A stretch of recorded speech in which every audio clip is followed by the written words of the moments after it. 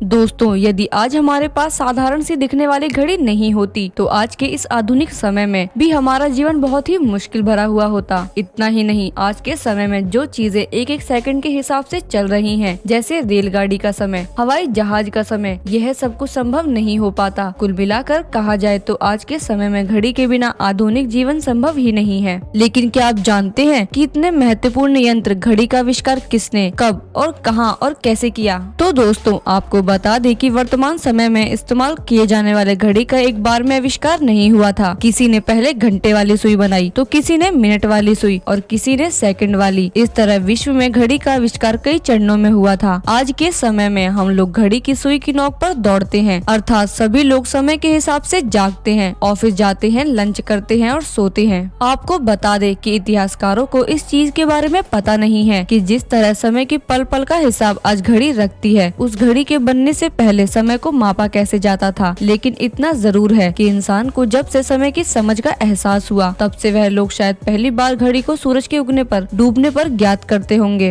और ऐतिहासिक काल में कई दशकों तक मनुष्य यूं ही बिना समय के काम करता होगा। उस वक्त इंसान ना तो दिन के समय का आभास करता होगा और ना ही अनुमान लगा पाता होगा कि अब दिन का या रात का पहला पहर खत्म हो गया है और दूसरा शुरू हो चुका है। फिर जैसे जैसे इंसानों में बुद्धि का विकास हुआ, समय को मापने की उसकी जिज्ञासा और बढ़ती चली गई, जिसके चलते सूरज की दिशा को देखकर ही समय का अनुमान लगाना शुरू कर देते थे। यह भी कहा जाता है कि सूर्य घड़ी वैज्ञानिक रूप से समय की गणना करने वाला पहला आविष्कार था और इसके बाद जल घड़ी का आविष्कार हुआ था, जो कि चीनी और भारतीय लोगों के द्वारा 3000 वर्ष पहले बनाया गया था। भारत में बनी घड़ी को घटका यंत्र कहा जाता था। जल घड़ी में 2 पात्र का इस्तेमाल किया जाता था, जिसमें एक पात्र में पानी भर दिया जाता था और उसकी तली में छेद कर दिया जाता था। उसमें से थोड़ा थोड़ा जल निरंतर नीचे रखे हुए दूसरे पात्र में गिरता रहता था। इस पात्र में इकट्ठे हुए जल की मात्रा नाप कर समय का अनुमान लगाया जाता था। बाद में कई देशों में पानी की जगह बालू का इस्तेमाल किया जाने लगा। आधुनिक घड़ी के आविष्कार के बारे में जानने से पहले आपको यह बता दें कि इसका आविष्कार भी एक बार में नहीं हुआ। दरअसल पहले घड़ी में सिर्फ घंटे वाली सुई हुआ करती थी, फिर कुछ समय बाद मिनट वाली, फिर सेकंड वाली सुई आ गई। इतिहासकार के मुताबिक घड़ी के आविष्कार का श्रेय पोप सिल्वेस्टर द्वितीय को जाता है, जिन्होंने सन 996 ईस्वी में यांत्रिक घड़ी का आविष्कार किया था। यूरोप में इस घड़ी का प्रयोग 13वीं शताब्दी के मध्य कई जगह होने लगा, लेकिन उस समय बनी यह घड़ी आज तक की कंप्लीट घड़ी नहीं थी। इस घड़ी में ना तो मिनट की सुई थी और ना ही सेकंड की। इतिहासकारों के मुताबिक सन 1300 में हेनरी डेविका चक्रीय डायल और घंटों से निर्देश